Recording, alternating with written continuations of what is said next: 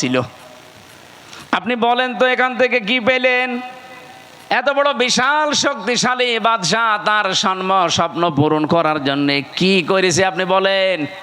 22,000 শ্রমিক কাজে লাগিয়েছে, 20 বছর একাধারে শ্রম দিয়ে বানিয়েছে, মনের মতো করে সাজিয়েছে। যেদিন উদ্বোধন করবে পারে নাই শুধু একটা মেয়ে লোকের, এতিম অসহায় বিধবা এই মেয়ে লোকটার বরদোয়া লেগেছিল যে আমার শেষ সম্বলটুকু যে কেড়ে নিল তার স্বপ্ন তুমি পূরণ করতে দিও না।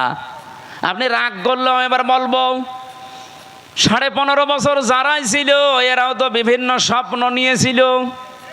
হ্যাঁ, কথা বলেন না কেন? কেউ বলেছিল যে 21 সাল হয়ে গেল, 21, তারপরে বলছে না 41 সাল হয়ে গেল, তারপরে বলে না 71 সাল। আমার মনে হয় একেবারে চলে যেত কিয়ামত পর্যন্ত। আপনি যে আশা নিয়ে এগিয়ে যাচ্ছিলেন ওই মহিলার শুধু একটা বরদোয়া যদি থাকার কারণে এত বড় বাদশার স্বপ্ন সাত পূরণ না হয়, আপনারা যা করেছেন 15.5 বছরে একটা দুইটা না কত মানুষের শেষ সম্বল কেড়ে নিয়েছেন। আপনি নিজের থেকে বলেন, সিলেটের ইলিয়াস আলী আজ পর্যন্ত পাওয়া গেল না লোকটারে। কি সম্বল ছিল সিলেটের জন্যে? সঠিক কথা বলতো আমি দেখেছি। ভারতের আধিপত্য এই উগ্রপন্থী যারা এদের বিরুদ্ধে বজ্রকণ্ঠ ছিল লোকটার, কিন্তু তাকে আজ পর্যন্ত পাওয়া গেল না। তার পরিবারের তার ছোট্ট মেয়েটা আমি দেখেছিলাম ওই দিন হাসিনার কাছে যেদিন যায় বলে আমার বাবাকে ফিরিয়ে দেন, কি মায়া কান্না করছিল যে না আমি দেখতেছি, অথচ ওই সময় তারে মেরে ফেলেছে। এত বড় নাটক আপনি করলেন। আমি ওই দিন ওনার চোখে পানি দেখিনি, কিন্তু সান্ত্বনা দেওয়া দেখেছি। আগস্টের 5 তারিখে ওনার চোখে আমি পানি দেখেছি। আমার এই ছোট্ট জীবনে ওনার দিকে আমি যতবার তাকিয়েছি এই একবার শুধু কান্না দেখলাম। এর আগে জীবনেও কোনোদিন কে দিয়েছে বলে আমি দেখিনি, শুধু একটু কান্নার ভান করিস। আপনার পেছনে আপনার এই চেয়ারের সাথে কত মানুষের হাহাকার লেগে আছে আপনি জানেন? আমার মেয়েটার পিছন ভ্যান ধরে ঝুলছিল, এরপরও আপনার মন গলে নাই। 7 মাস আমি ওকে রেখে এসেছিলাম, বাড়ি যেয়ে দেখি একবারে ও 3.5 বছর হয়ে গেছে ওর বয়স। কারণ আমি একবারে 3 বছর কতদিন পরে বাড়ি থেকে গেলাম জেল থেকে। ও নিজেও আমারে চেনে না। যেদিন আমি জেল থেকে বাড়ি গিয়ে নিচতলায় দাঁড়িয়েছি, ওই ছোট মেয়েটা আমারে বলছে হুজুর আমাদের বাড়ি আসেন। ও মনে করছে এরকম হুজুর বহু আসে 3 বছরে, এটা মনে হয় হুজুরই হবে। আমি যে ওর বাবা ও জানেই না, কারণ এই 3 বছরে তো জীবনে ওরা দেখিনি আমি। আমার সাথে দেখা সাক্ষাৎ পর্যন্ত, আমার যোগাযোগ পর্যন্ত বিচ্ছিন্ন ছিল। আমার আর মাওলানা মামুনুল হক আর তারেক জিয়া সাহেবের বন্ধু গিয়াসউদ্দিন মামুন ভাই, এই 3 জনের দিকে সিসি ক্যামেরা তাক করে রেখেছিল। 24 ঘন্টা আমাদের সাথে কেউ যেন না তাকায়, কথাও কেউ যেন না বলে ভয়। ওরা সব স্বরাষ্ট্র মন্ত্রণালয় থেকে বসে বসে দেখতো। ওই যে বুড়ো শয়তানটা স্বরাষ্ট্রমন্ত্রী যেটা, ওইটা ওখান থেকে মনিটরিং করতো, দেখতো আমাদের সাথে কেউ কথা বললে রিপোর্ট দিলে তার চাকরি শেষ। সিসি ক্যামেরার আওতার বাইরে থেকে দাঁড়িয়ে ওই মুখ নাড়িয়ে নাড়িয়ে দেখতাম আমার সাথে কথা বলতো কারারক্ষীরা। সবচাইতে বেশি কষ্ট দিয়েছে গিয়াসউদ্দিন মামুন ভাই রে আর অপু সাহেব রে, তারেক জিয়া সাহেবের পিএসকে। বিশেষ করে অপু ভাই জীবনে আমার যে উপকার করেছে জেলখানার ভেতরে আমি জীবনেও ভুলতে পারি না। যেখানেই যাই, বিশেষ করে তাহাজ্জুদের নামাজের পরে আমার ওনার নামটা এমনি মনে চলে আসে, আল্লাহ অপু মিয়াকে তুমি মাফ করে দিও, বলেন আমিন। উপকার যে করেছে আমি কৃতজ্ঞতা স্বীকার করি তার। বলেন তো, আমি একটা ছোট মানুষ, ওই সময় আমার 30 বছর বয়স ছিল, এখন নাই 33। কি করেছিলাম এত আমি যে আমাকে এত শাস্তি দেওয়া লাগবে আপনার? 3টা বছর আমি জানি না যে বাইরে কেউ বেঁচে আছে না মরে গেছে। পরে বের হয়ে শুনছি আমার দাদা মরে গেছে, আমার আপন দাদা যে আমাকে মাদ্রাসায় পড়িয়েছিল। আমি শুনলাম আমার চাচা তো এক ভাই ছিল, সে মরে গেছে। আমার একটা শালা ছিল, সেও মরে গেছে, চাচা তো শালা। আমার নানি বেঁচে ছিল, উনিও মারা গেছে, আমার নানা ছিল, উনিও মারা গেছে, একটাও আমি জানিও না, কারণ আমার কাছে কেউ খবর দিত না। ভয়ে আসবে কি করে, সিসি ক্যামেরা দেখলেই তার পরের দিন আবার পানিশমেন্ট দিত।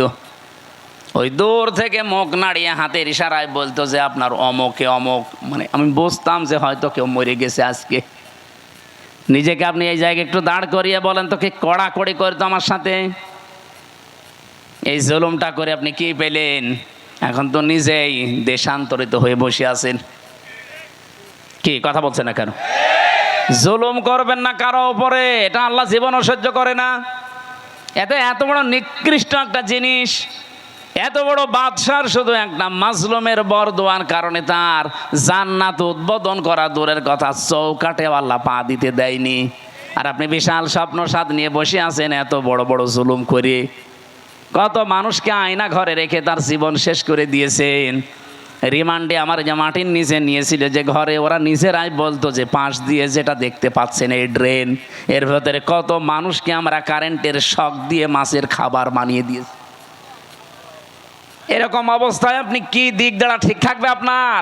এরপরে আমার বলছে আপনাকে যা বলতে বলি, এটা যদি ম্যাজিস্ট্রেটের কাছে না বলেন আপনার বউ তুলে নিয়ে আনবো। আপনি কত বড় ইমানদার যে এই সময় ঠিক থাকতে পারবেন বলেন? এই শেষ পর্যায়ে 10 দিন একাধারে অত্যাচার করার পর আমার মাথার চুল থেকে পায়ের তালু পর্যন্ত 1 ইঞ্চি জায়গা বাকি নেই যেখানে টর্চার করে নাই। শেষ পর্যন্ত আমার সহ্যের বাইরে চলে যাওয়ার পরে বললাম, যান, যা বলবেন বলেন, আর কি করব। যে বলছে আপনার বউ তুলে নিয়ে আনবো, তখন আর কিছু বলা যায়? আর কারণ ওদের তো চরিত্র নেই, কোথায় তুলে নিয়ে আসছে। বারবার চিন্তা হচ্ছিল বাচ্চাটার বয়স কেবল 7 মাস, এ অবস্থায় তুলে নিয়ে আসলে তো বাচ্চাটাও নিয়ে আসবে। আর যেখানে আমারে রাখে এত বড় বড় মশায় আমারে কামড় দেয়, ওরা আসলে এমনি মশার কামড়ে মরে যাবে। এই জন্য বললাম যে যান স্যার, যা ভাল লাগে করেন, আপনারা যা বলতে বলেন আমি বলবো। সব জামাত ইসলামের বিরুদ্ধে, শিবিরের বিরুদ্ধে। আর আমি আকিস গ্রুপে চাকরি করতাম, আকিস গ্রুপের বিরুদ্ধে এই কথাগুলো লিখে নিয়েছে, অথচ একটা কথাও আমার না। ওরা 10টা পয়েন্ট লিখে আমার সই করে বলছে, হুজুর সই করেন, আপনারা ছেড়ে দেব। তখন আমি 164 বুঝতাম না, সই করে দিলাম ম্যাজিস্ট্রেটের সামনে। পরে শুনছি ওইটা আমার জবানবন্দি ওরা লিখে নিয়েছে, এই যে কায়দা কৌশল করে প্রতারণা করি। আল্লাহরও বিচার আছে। 10 দিন পরে আমি যে জেলে যেয়ে দেখি ওই ম্যাজিস্ট্রেট যেটা আমার সই করেছিল প্রতারণা করে মিথ্যা বলে, ও দেখি জেলখানায়। কি গো হুজুর, আমার বউ আমারে মামলা দিয়েছে। ঠিক করিস, শয়তান। যৌতুকের মামলা দিয়েছে। এই জুলুমগুলো যারা করেছিলেন, এই জুলুমের কারণে আল্লাহ রাব্বুল আলামিন জালেমদের স্বপ্ন সাদ পূরণ করতে দেয় না। যে যত বড় বড় আশা নিয়ে রেখেছিলেন, একটা আশাও কিন্তু জালেমদের পূরণ হয়নি। আর সামনে যদি কেউ জুলুম করে তার আশাও পূরণ হবে। আরো জোরে বলেন, হবে না? তা আল্লাহর গ্যারান্টি কয়েক জায়গায় পেয়েছি আমি। এটা 1 নম্বরে পেয়েছি সূরা ইব্রাহিমের ভেতরে, 2 নম্বরে সূরা শুরার ভেতরে, 3 নম্বরে সূরা আনামের ভেতরে। যারা জুলুম করে আমার আল্লাহ তাদের ছেদ কেটে দেয়, ওদের স্বপ্ন 7 পর্যন্ত আর যেতে পারে না। কোরআনে কারীম জানিয়েছে, সূরা আলে ইমরানের ভেতরে আছে, ইন্নামা নুমলি লাহুম লিয়াজদাদু ইসমা ওয়া লাহুম আযাবুম মুহিন। অবশ্যই মানুষের পাপ যখন সীমা ছাড়িয়ে যায়, সীমা লঙ্ঘন করে ফেলে লোকটা, তখন ওই লোকটার জন্য অপমানজনক শাস্তি আল্লাহ রেডি করে রাখে। নওগাঁবাসী, আমাদের জীবনে যেন এরকম কিছু সামনে না আসে। চেয়ারে কারা আসবেন আমরা জানি না, যারা আসবেন তারা যেন নিজের ওপরে, পরিবারের ওপরে, সমাজের ওপরে, রাষ্ট্রের ওপরে, জনগণের ওপরে জুলুম করবেন না। কথা বলেন না কেন? বারবার বলছি, আহ্বান জানি, এটা রেকর্ড হচ্ছে, সারা দেশ চলছে। যারা আসবে জুলুম করবেন না। 15 বছরের শিকড় যদি কেটে ফেলতে পারে আল্লাহ, 5 বছর যদি জুলুম করেন না, 5 বছর পরে আপনার বাড়ি ঘরও কিন্তু এই জালেমদের মতো শ্মশান হয়ে যাবে। আপনি দেখেন জালেমদের বাড়ি ঘরের দিকে তাকিয়ে, সব এখন ওজাড় গৃহ পড়ে আছে, জনশূন্য, কেউ আর ওর কাজ দিয়েও যায় না। সেটা আমি কিশোরগঞ্জ থেকে আসার সময় ড্রাইভারকে বললাম এই বাড়ির সামনে একটু দাঁড়ান, ওখানে উপরে লেখা দেখছি, ওই সাইনবোর্ডটা আছে কেন্দ্রীয় কার্যালয়, জেলা কার্যালয়, আমি নাম নিলাম না। বললাম এখানে দাঁড়ান তো একটু দেখি, ভেতরে একটু তাকিয়ে দেখি 4-5 জন প্রসাব করছে, কেউ এদিকে কেউ এদিকে কেউ এদিকে, মনে আছে জামাতবদ্ধ টয়লেট চলছে। অথচ আগস্টের 5 তারিখের আগে এই বাড়িটা কত জমজমাট ছিল, এই অফিসটা। এই কথা বলছে না কেন? ওর পাশে নাকি টর্চার সেলও বানিয়ে রেখেছিল, ওদের বিরুদ্ধে কেউ গেলে তাকে টর্চার পর্যন্ত করতো ওই জায়গায়। অথচ আজ নীরব হয়ে পড়ে আছে, এখন পায়খানা হয়ে গেছে। আজকে আসার সময় কে যেন বলছিল কেন্দ্রীয় কার্যালয় যেটা ওই জালেমদের, ওইটাও নাকি এখন টয়লেট হয়ে গেছে। ওটা এখন নাকি জেনার কারখানা। রাতের বেলা গিয়ে নারী পুরুষ ওখানে নাকি অনেকে জেনা করে, বলেন নাউজুবিল্লাহ। কোরআনে কারিমে আছে কোন জায়গায় যদি জুলুম হয় ওই জায়গা পর্যন্ত আল্লাহ অভিশপ্ত করে দেয়। এই জন্য আমরা আবার বলছি ভাই, জীবনে আর যাই করেন যেন জুলুম করবেন না। আল্লাহ রাব্বুল আলামিন এই পৃথিবীতে যত জায়গায় জুলুম করা নিষেধ করেছেন তার অন্যতম এখানে একটা জায়গা আছে, সূরা আলে ইমরানের 14 নম্বর আয়াত। রাব্বুল আলামিন বলেন, এদিকে তাকিয়ে থাকবেন, প্রথমে 7টা জিনিসের নাম পাবেন, এরপরে 3টা জিনিস আমার আল্লাহ পুরস্কার ঘোষণা দিয়েছেন। এই পুরস্কার পাওয়ার জন্য আমার আল্লাহ 7টা গুণ আমাদেরকে অর্জন করার আহ্বান জানিয়েছেন। এই 14, 15, 16, 17 এই নাম্বার আয়াতগুলো থেকে এখন আমি তাফসির করছি। সূরা আলে ইমরান, যুজ্জিনা লিন-নাসি হুব্বুশ শাহাওয়াতি মিনান নিসাই ওয়াল বানিন। আল্লাহ পাক বলেন আমি শোভন করে দিয়েছি, আকর্ষণীয় করে দিয়েছি, আমি লোভনীয় বস্তু বানিয়ে দিয়েছি, আসক্তি তৈরি করে দিয়েছি এই পৃথিবীতে 7টা জিনিসের উপরে। তার 1 নম্বরে নারী। 1 নাম্বার কি? এই জন্য দুনিয়ায় এই জায়গায় খুব সেন্সিটিভ থাকা লাগবে। মেয়েদের প্রতি আকর্ষণ, মেয়েদের প্রতি আসক্তি, তাদের প্রতি ভালোবাসা, লোভ, চিত্রাকর্ষণ, এগুলো আল্লাহ বানিয়ে দিয়েছেন। এই জায়গাতে খুব সেন্সিটিভ থাকা লাগবে আমাদের।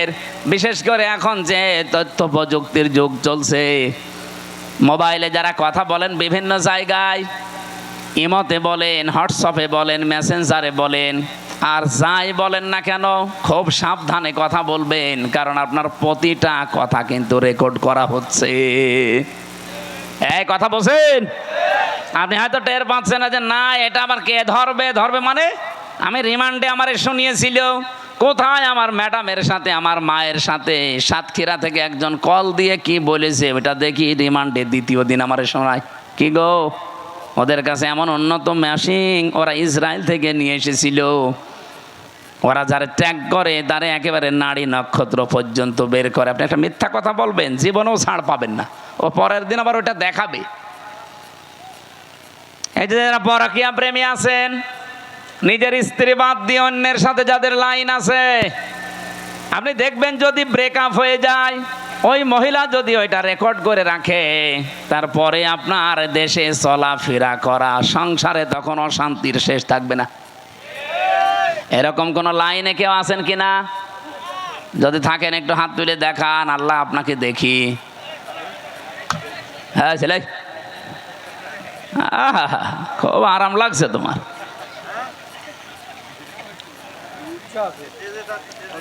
না ধরা খাবেন কিন্তু।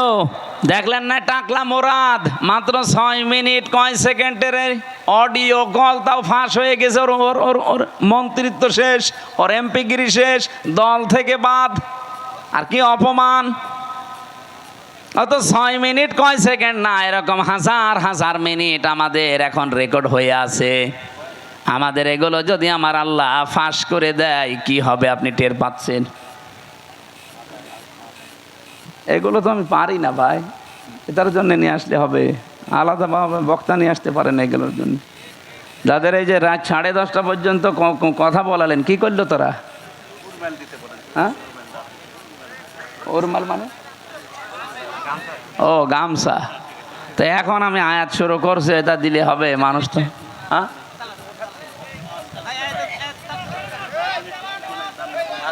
এই যে ওই যে ওনারা যে লোকজন যাই গোপনে গোপনে আস্তে আস্তে দিয়ে দেবেন।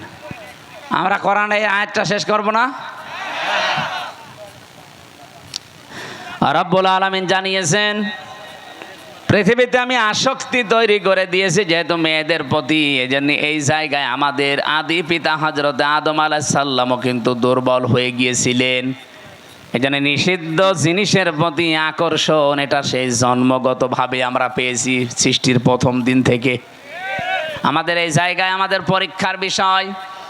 এখন থেকে একেবারে দৃঢ় সিদ্ধান্ত নিয়ে রাখবেন যেগুলো জায়েজ। আমি আসার সময় শুনছিলাম মাওলানা মনে হয় 14 জন মহিলার নাম বলছিলেন যাদের সাথে দেখা করা আপনার জায়েজ আছে। মোবাইলে যদি পারতপক্ষে কথা বলা লাগে 14 জনের সাথে বলবেন।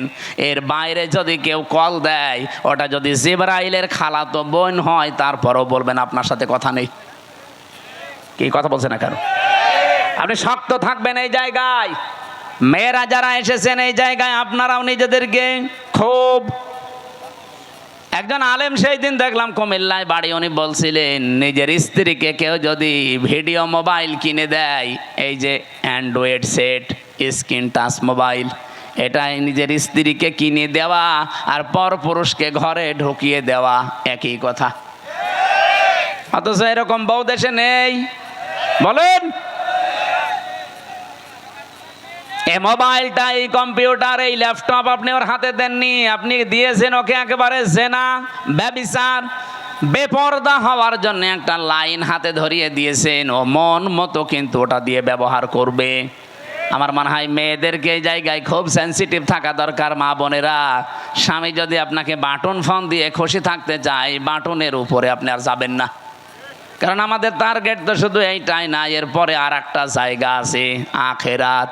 ওই জায়গাটা তৈরি করতে হলে আমাদের এখনই এই মনের সাথে যুদ্ধ করা লাগবে। আর যদিও এটা কঠিন বিষয়, শয়তান উৎপত্তি আছে, করতে দেবে না। আমি সহ যারা এসেছি আজকে থেকে নিজেদেরকে শয়তান যতই চাপ দিক আমরা কন্ট্রোল হব। এই 14 জন মহিলা বাদ দিয়ে কেউ কল দিলেও জরুরি না হলে আমার দরকার নেই। আমি নিজেরটা বলছি, আমার এই মোবাইলে শুধু বাংলাদেশ না, বিশ্বের কোনো জায়গা থেকে যদি মহিলারা কল দেয়, আমি আগে জিজ্ঞাসা করিনি প্রথমে যে মা আপনার স্বামী আছে অথবা আপনার ছেলে আছে। আজকে এই যে ইন্দোনেশিয়া থেকে, মালয়েশিয়া থেকে 3 জন মহিলা কল দিয়েছিল হোয়াটসঅ্যাপে আর মেসেঞ্জারে। আমি প্রথমেই তাকে মেসেজ লিখে জিজ্ঞাসা করছি, কে আপনি, আপনার স্বামী আছে অথবা সন্তান আছে? যদি স্বামী সন্তান থাকে, কোনো যদি কিছু চাওয়ার লাগে, আপনার কোনো মাসলা মাসাইল লাগে, তাদেরকে দিয়ে জিজ্ঞাসা করান। আপনার সাথে আমি কথা বলতে পারবো না, কারণ আমার মোবাইল ট্যাগ হয়। আপনার সাথে আমি কি কথা বলতে যে কি কথা বলবো ওইটা রেকর্ড করে আপনি ছেড়ে দেবেন, তখন মানুষ বলবে হামজা গেল গেল। হ্যাঁ, কথা বলছে না কেন? আমার সাথে তো চোখের মতো লেগে আছে সব। আর খুব জরুরি যদি নাছড় বান্দা হয়, মেসেজ দেয় যে না আমার খুব দরকার, ওই আমার পাশে যে মাওলানা হুসাইন আহমেদ থাকে ওর কাছে বলি যে তুমি বলো যে আমি হামজা বলছি, যা বলার বল। ও মনে করে যে হুজুরি বলছে, যা বলার বলে। ফতোয়া শুধু আমারে জিজ্ঞাসা করে, মাসলা যদি কোরআন হাদিস কেন্দ্রিক হয় বলি যে এইটা জান। আজকে সকাল 11টায় এসেছে ভারত, বসিরহাট থেকে 2 জন স্বামী আর স্ত্রী। ওরা যদিও বলছিল যে হুজুর বিষয়টা গোপন রাখবেন, আমি শিক্ষার জন্য বলছি। ওই লোকটা তার দ্বিতীয় বউ নিয়ে এসেছে। প্রথম বউটার কাছে অনুমতি নেয়নি, দ্বিতীয় বিয়ে করেছে গোপনে 8 বছর বিয়ে করে। একটা ছেলেও আছে 8 বছরের, 4 বছরের, মানে ছেলে সহ বিয়ে করেছে। 4 বছর বয়স ছিল ছেলেটা, আর 8 বছর বিয়ে করেছে। এখন বয়স হয়ে গেছে। নিয়ে আসার পরে বড় বউ রাখছে, না এই বউ যদি থাকে আমি তোমার ভাত খাবো না, এই বউ বাদ দেওয়াই লাগবে। এটা আমাদের বাংলাদেশ, ভারত, পাকিস্তান এই সমস্ত দেশে একটু সমস্যা। কারণ দ্বিতীয় বিয়েকে মানুষ খারাপ মনে করে, আর মনে করো চরিত্র খারাপ, এই জন্যে বিয়ে করেছে। অথচ চরিত্র ঠিক রাখার জন্য যার একটা বিয়ে করেছে এটা কেউ বলে না। আর এটা একটা যে জায়েজ কাজ, তারপরও আমরা ঘৃণা করি, খারাপ ভাবি। কি এই এলাকায় নেই? যত ভালো বউ নিয়ে বাস করেন আর একটা বিয়ে করে দেখেন গোপনে, আপনার 14 গোষ্ঠী উদ্ধার করবে। অথচ এটা যে একটা জায়েজ কাজ, আল্লাহর নির্ধারিত বিধান। এই যে নারী কমিশন যে রিপোর্টগুলো দিয়েছে তার ভেতরে এইটা একটা। তারা বলছে না, বিয়ে বিয়ে যে পুরুষেরা একাধিক বিয়ে করে, এটা মহিলাদের প্রতি বৈষম্য। এক মহিলাও 4টে বিয়ে করবে। এক মহিলা 4টা বিয়ে করলে যদি সন্তান হয়, কোন বাপের পরিচয় দেবেন? এই কথা বলছে না কেন? ওরা যে রিপোর্টগুলো দিয়েছে একটাও মানুষের রিপোর্ট না, আমার মনে হয় সবগুলো মেয়াদ উত্তীর্ণ গাঁজা খেয়ে রিপোর্ট দিয়েছে। কারণ মেয়াদ আলা গাঁজা খেলে মানুষ এ কথা বলে না। আমার কুষ্টিয়ার লালনের মাজারে তো মানুষ গাঁজা খায় দেখি, ওরা মেয়াদ আলা গাঁজা খায়, এই জন্য ওরা এত বেশি উল্টাপাল্টা বকে না। আর এই মহিলাগুলো সব মেয়াদ উত্তীর্ণ গাঁজা খেয়েছে, এই জন্য কোরআনে কারিমের উপরে হাত দিয়ে তারা ভুল ধরছে।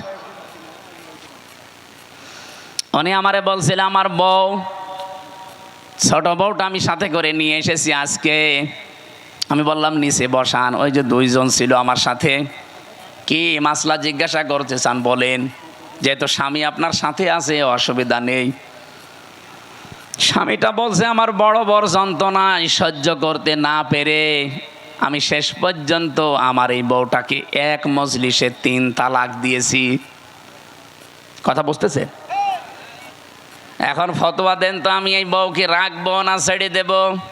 আমি 2টা মত বললাম যে আমার দেশে আবু হানিফা রহমতুল্লাহ আলাইহির মত অনুযায়ী আমরা চলি বেশি, নাকি আমাদের এই উপমহাদেশে অধিকাংশ আমরা আবু হানিফার মত অনুযায়ী চলি বেশি। আমাদের মাযহাব অনুযায়ী নিয়ম হচ্ছে এক জায়গায় এক বৈঠকে 3 তালাক দিলে তালাক হয়ে যাবে। এখনো যে 3টা ইমাম আছে, অন্যান্য আরো আলেমদের মত আছে, সে মত আমি নিজেও মানি না, কিন্তু আমি ওই মতগুলো শ্রদ্ধা করি। এই জিনিসটা আমাদের নেই, এই জন্য ইসলাম আজ পিছিয়ে যাচ্ছে। আমি আলেমদেরকে বলছি, আপনি অন্যের একটা মত মানেন না, ঠিক আছে, কিন্তু তার মত এটা শ্রদ্ধা করা লাগবে। ইমাম আবু হানিফা রহমতুল্লাহ আলাইহির সাথে অন্যান্য ইমামদের মত একেবারে পুরা উল্টা। ইমাম আবু হানিফা জানিয়েছে সূরা ফাতিহা যদি নামাজে কেউ পড়ে তার নামাজই হবে না। ইমাম শাফি বলছে, ইমাম শাফি রহমতুল্লাহ আলাইহি বলেন, নামাজের ভেতরে যদি কেউ সূরা ফাতিহা না পড়ে তার নামাজই হবে না। এটা পুরা উল্টা না? বলেন বলেন। একজন বলছে হবেই না, আর একজন বলছে না পড়লে হবে না। পুরা উল্টা। কিন্তু তারা মতটা শ্রদ্ধা করতো। কোনো দিন আপনি তাদের ভেতরে কোনো বিদ্বেষ, হিংসা, অহংকার মানি না এ কথা ছিল না। উনি বলতো এটা আমার মত, মানলে মানেন, না হলে ওনার মতটা আমি শ্রদ্ধা করি, কিন্তু আমি ওইটা মানি না।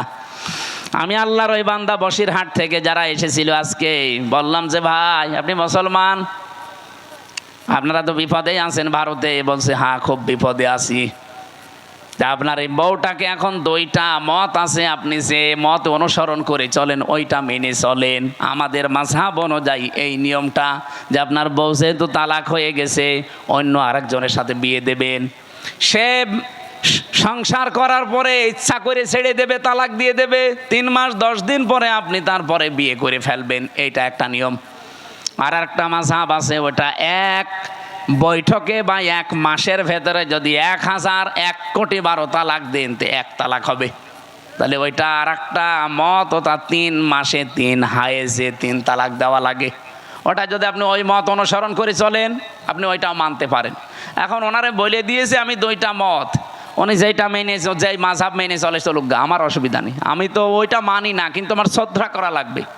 আজ আমরা এই দেশে যারা বিভিন্নভাবে ইসলাম কায়েমের চেষ্টা করছি, এই যে যারা জামাত ইসলাম করে, তারা কথা শুনতে শুনতে 54 বছর পর্যন্ত আমরা দেখছি তাদের বিরুদ্ধে একটা মিথ্যা তহমত দেওয়া আছে যে এরা মওদুদীর অনুসরণ করে চলে।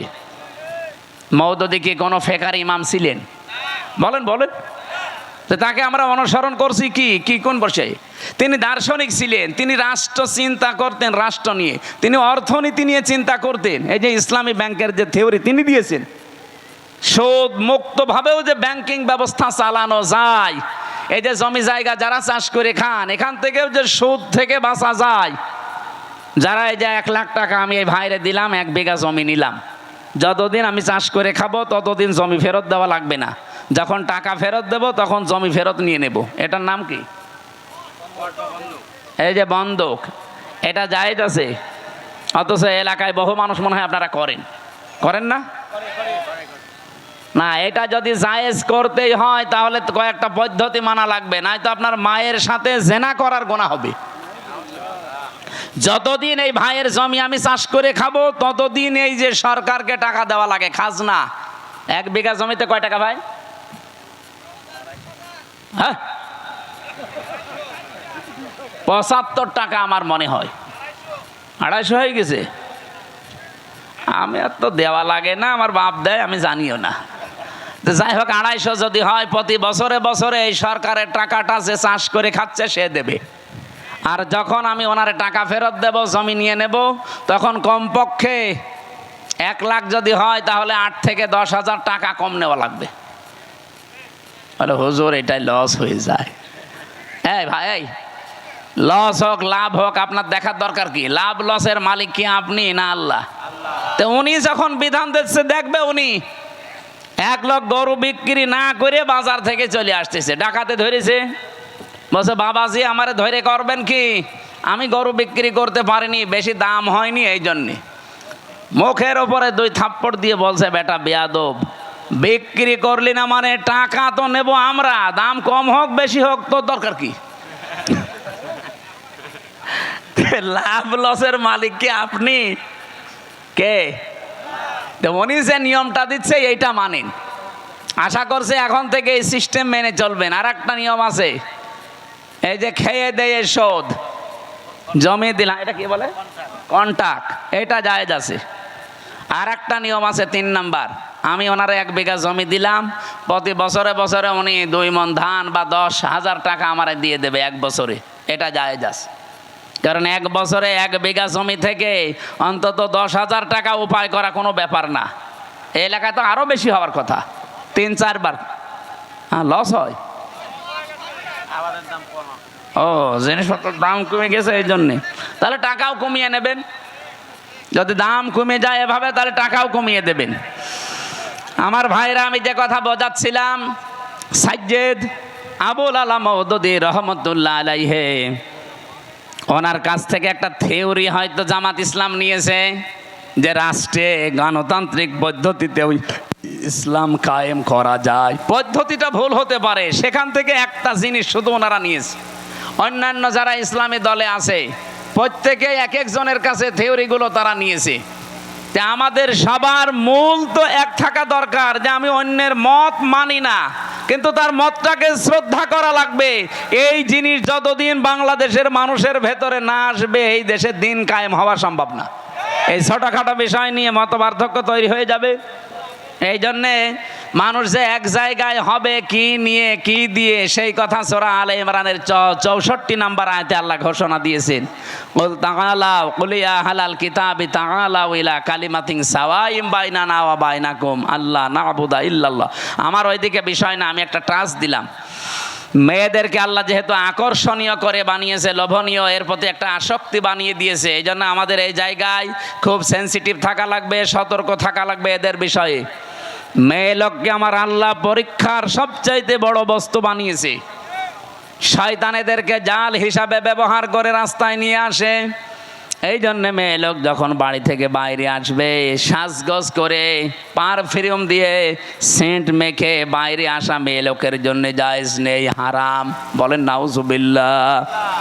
সম্মানিত মা বোনেরা, আপনার সাজগোজ, সেন্ট, পারফিউম এগুলো ব্যবহার করার জন্য আপনার উপযুক্ত জায়গা আপনার স্বামীর বেড।